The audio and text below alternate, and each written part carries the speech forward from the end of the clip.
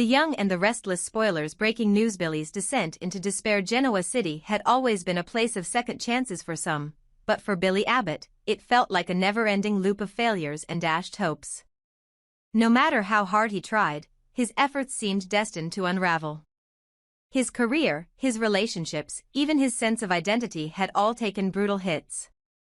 Now, standing at the edge of his resolve, Billy felt as though the walls of Genoa were closing in on him. Leaving town seemed like the only option left, an escape from the weight of his own inadequacies and the judgmental eyes of those around him. But as fate would have it, Genoa City wasn't done with Billy Abbott yet. A timely new ally entered Tucker McCall, a man with his own complicated history and an uncanny ability to sniff out opportunity in chaos. Tucker, the enigmatic head of Glissade, was no stranger to the power plays and treacheries that defined life in Genoa City. While his recent betrayal at the hands of Audra had left him reeling, Tucker wasn't one to wallow in defeat. Instead, he was already plotting his next move, and he saw something in Billy Abbott that no one else had noticed: untapped potential. Tucker approached Billy at a moment when he was at his lowest, presenting him with an intriguing proposition. "You've been underestimated for too long, Billy," Tucker said, his voice steady and confident. "But I see it, you've got fire in you. You just need the right opportunity to let it burn." Billy was skeptical at first. Tucker McCall was, after all, a man with a reputation for being as manipulative as he was ambitious. But there was something about Tucker's pitch that struck a chord with Billy. Tucker didn't just want to use him as a pawn, he wanted to give him a chance to rebuild, to prove everyone wrong, and to carve out a space for himself in a world that had long dismissed him. The plan, a new rivalry. Tucker's plan was bold, almost reckless. He intended to establish a new company with Billy at the helm, a direct competitor to Victor Newman's empire. This wasn't just business, it was personal. Tucker had a score to settle with Victor, and he saw this as the perfect opportunity to hit him where it hurt. But Tucker made one thing clear: this would be his battle, fought on his terms. He had no intention of involving Jack Abbott or Diane Jenkins in his plans. Their tangled alliances and personal stakes were distractions Tucker wanted to avoid. This was his project, and he was determined to see it through without interference. "Victor thinks he's untouchable," Tucker said, his tone dripping with contempt. "But he's got blind spots, and we're going to exploit them. With your drive and my resources, we'll build something that not only rivals him but leaves him in the dust." Billy's revival. For the first time in months, Billy felt a spark of hope. Tucker's proposal wasn't just an opportunity, it was a lifeline. More than that, it was a chance for Billy to prove himself, not just to his family or to Genoa City but to himself. He accepted Tucker's offer with a renewed sense of purpose, vowing to throw himself into this new venture with everything he had. This wasn't just about business for Billy, it was about reclaiming his identity. He was tired of being seen as the Abbott family's black sheep, the screw-up who could never get it right. This was his chance to rewrite his story, to show the world, and himself, that he was capable of more than failure. Tucker's gambit. Meanwhile, Tucker moved quickly to lay the groundwork for their new company. The betrayal by Audra and the loss of Glissade had been setbacks, but Tucker thrived on challenges. His plan wasn't just to compete with Victor, it was to dismantle him piece by piece. Tucker had long studied Victor's methods, his weaknesses, and his overconfidence. He knew exactly where to strike. Victor's made a lot of enemies, Tucker mused during a strategy meeting with Billy. But none of them had the nerve, or the brains, to really take him on. "We're going to change that." Tucker's confidence was infectious, and Billy found himself swept up in the momentum. He threw himself into the work, his enthusiasm growing with each passing day. For the first time in a long time, Billy felt like he had a purpose, something to fight for. A rising storm. Of course, this new alliance didn't go unnoticed. Victor Newman was nothing if not vigilant, and the whispers of Tucker's new venture quickly reached his ears. Though Victor dismissed it at first, assuming Tucker's plans were little more than a desperate attempt to save face, he soon realized that this was no ordinary challenge. Tucker was serious, and with Billy Abbott as his partner, he had the potential to cause real trouble. Victor's response was swift and calculated. He reached out to his own network of allies, determined to squash this new threat before it could gain traction. But Tucker had anticipated this and had already begun laying traps of his own. The unpredictable element what made Tucker and Billy's partnership so dangerous was their unpredictability. Tucker's cunning and Billy's relentless drive created a dynamic that Victor hadn't encountered before. They weren't bound by the same rules or expectations as his usual rivals. Tucker played the long game, while Billy thrived on the thrill of proving his doubters wrong. Together, they were a force to be reckoned with. The road ahead as their new company began to take shape, Billy found himself energized in a way he hadn't been in years. He was no longer running from his problems, he was facing them head-on, fueled by the belief that he could succeed where others thought he would fail. But in Genoa City, nothing stayed simple for long. Tucker's ambition and Billy's determination would inevitably collide with the complicated web of alliances, rivalries, and betrayals that defined the town. And with Victor Newman as their opponent, the stakes were higher than ever. Billy knew the road ahead would be fraught with challenges, but for the first time in what felt like forever, he wasn't afraid.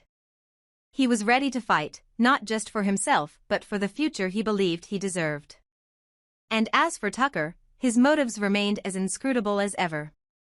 Was he truly invested in Billy's success, or was this just another one of his elaborate schemes? Only time would tell. But for now, they were united by a common goal: to take on Victor Newman and prove that even the most untouchable empires could fall. The idea of Tucker McCall returning to Genoa City with revenge on his mind is tantalizing, not just for fans of the young and the restless, but for the narrative opportunities it presents. Tucker is a character who commands attention, someone whose presence naturally stirs the pot. His sharp intellect, strong personality, and penchant for unpredictability make him a natural foil for Victor Newman. Here's how Tucker's return for revenge could play out and what it might mean for Genoa City. Tucker's return, a calculated move. Tucker McCall's reappearance wouldn't be a simple homecoming. If Tucker were to come back with revenge on Victor Newman as his primary goal, it would likely be the result of careful planning. Tucker isn't the type to act out of pure emotion, he thrives on strategy, taking his time to ensure that every move counts. His goal wouldn't just be to defeat Victor, it would be to dismantle him, piece by piece, ensuring his humiliation and downfall were complete. This return would send ripples through Genoa City. Tucker's name alone evokes strong reactions, and his return would leave many wondering, what's his angle? Is he here for business, personal vendettas, or perhaps both? Tucker's ability to keep his true motives shrouded in mystery would make him an even more dangerous adversary for Victor. Victor versus Tucker, a clash of titans. Victor Newman has faced countless adversaries over the years, but Tucker has always stood out as one of the few who could truly challenge him. Tucker's intellect and willingness to play the long game make him a formidable opponent. Unlike others who rely on brute force or impulsive decisions, Tucker has the patience and cunning to strike where it hurts most. For Victor, Tucker's return would be a cause for concern. Victor thrives on being in control, and Tucker's unpredictability threatens to upend that. Moreover, Tucker has a personal edge. He understands Victor's psyche, his weaknesses, and his blind spots. This isn't just a battle of businesses or empires, it's a clash of egos and ideologies, a war between two men who refuse to lose. Billy's role, caught in the crossfire. Billy Abbott's involvement in Tucker's plans adds an intriguing layer to the story. Tucker's belief in Billy as a partner might be genuine, but it's equally likely that Billy is just a pawn in Tucker's larger scheme. Tucker knows that Billy's resentment toward Victor runs deep, and he could use that as a tool to manipulate him. Billy, for his part, sees this as his chance to prove himself. He's eager to show the world, and Victor, that he's not the screw-up everyone thinks he is. But the question remains, can Billy live up to Tucker's expectations? Or will his personal vendettas cloud his judgment and jeopardize their plans? The tension between Billy's ambition and his insecurities would be a key part of this storyline. His dynamic with Tucker would also evolve as he starts to see glimpses of Tucker's true nature. Is Tucker genuinely invested in Billy's success, or is he setting him up for failure as part of a larger plan to destabilize Victor? The fallout, Victor's downfall or Tucker's defeat? If Tucker were to return for revenge, the stakes would be incredibly high. This isn't just about a business rivalry, it's about legacy, power, and pride.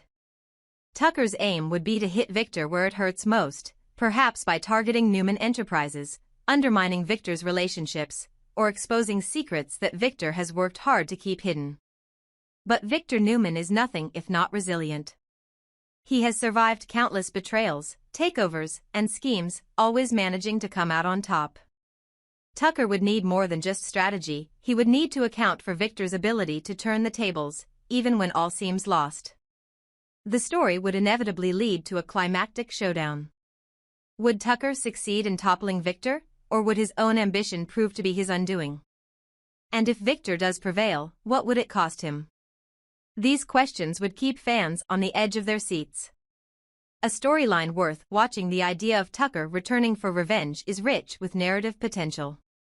It offers the opportunity to explore themes of redemption, ambition, and the consequences of unchecked power.